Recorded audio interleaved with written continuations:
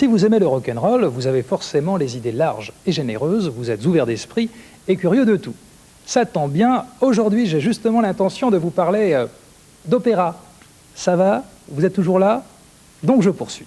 J'ai l'intention de vous parler d'opéra et plus particulièrement des clubs opéra, expérience remarquable actuellement menée dans certains lycées et collèges d'Alsace. Ces clubs opéra ont pour but d'initier les jeunes aux subtilités de l'art lyrique. Un art difficile d'accès, mais il suffit simplement d'en avoir les clés. Alors, au diable les idées reçues, aujourd'hui, Dub braque ses mirettes sur cette tentative de démocratisation du théâtre chanté, réputé bourgeois et snob.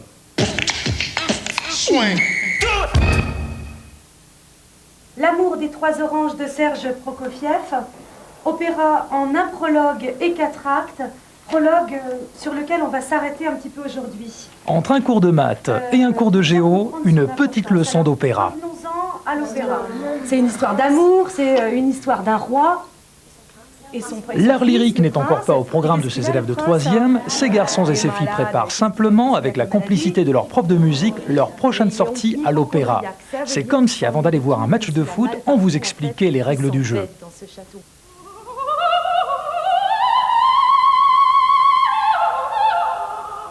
Les élèves, la première fois que je leur ai dit on va travailler avec l'opéra, ils m'ont regardé, ils m'ont dit bon, on s'entend bien, vous êtes sympa et tout, mais là non, faut pas, c'est pas la peine, c'est pas pour nous. Et j'avais envie de mettre le pied là-dedans pour démonter ce tabou-là.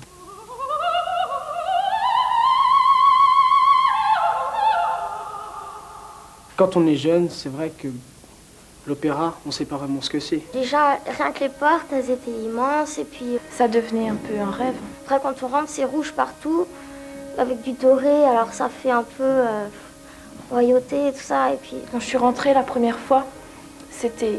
Enfin, j'avais le souffle coupé. Ça m'a choqué. C'était vraiment quelque chose de... C'est grand, quoi. Je pensais pas que c'était pour nous, les jeunes.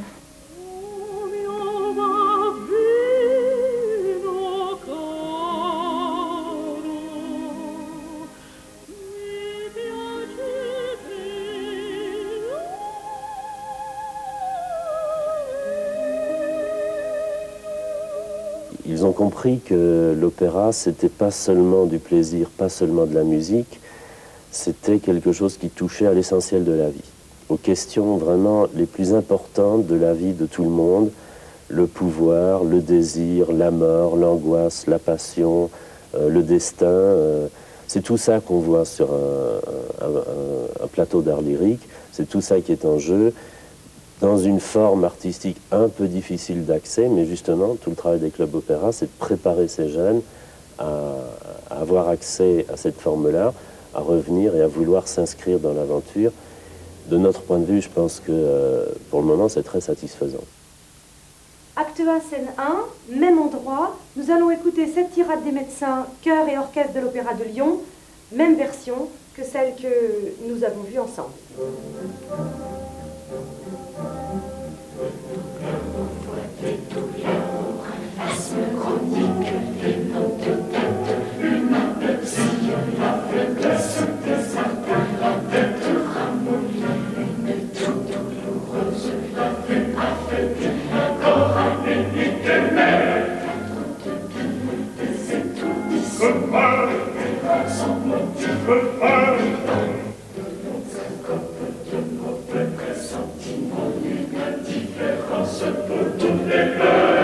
C'est eux qui choisissent de faire partie de ce grand club opéra qu'on a ici.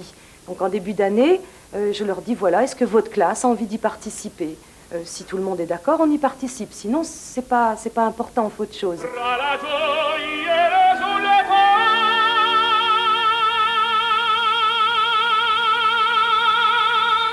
On vient à l'opéra, on est dans une ambiance et puis je crois que les bâtiments, l'espace est déjà très particulier et en plus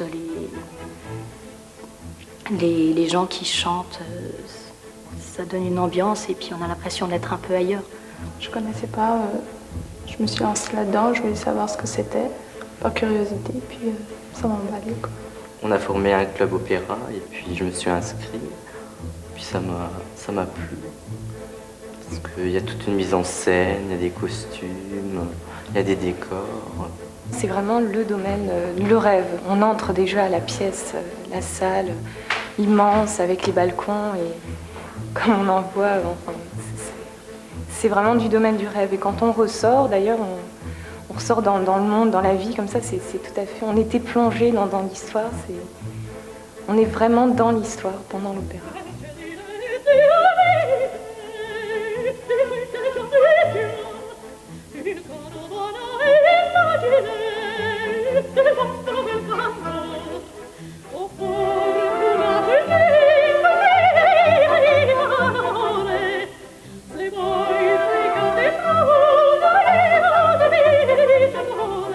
Nous ne les traitons pas comme des gosses qu'on prend le samedi après-midi, on va au McDo avant d'aller voir un film.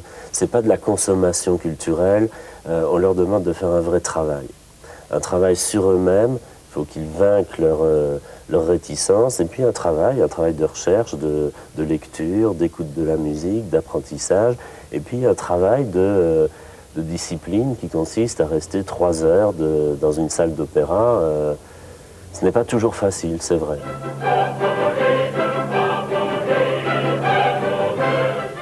14 clubs opéra aujourd'hui dans la région et l'exemple est en train de se reproduire partout en France. Expérience concluante et surtout nécessaire pour assurer la pérennité du bel canto.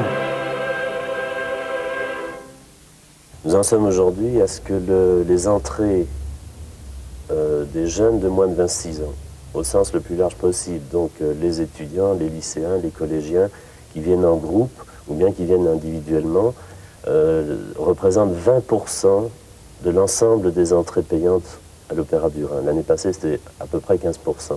Donc c'est en progression et c'est énorme.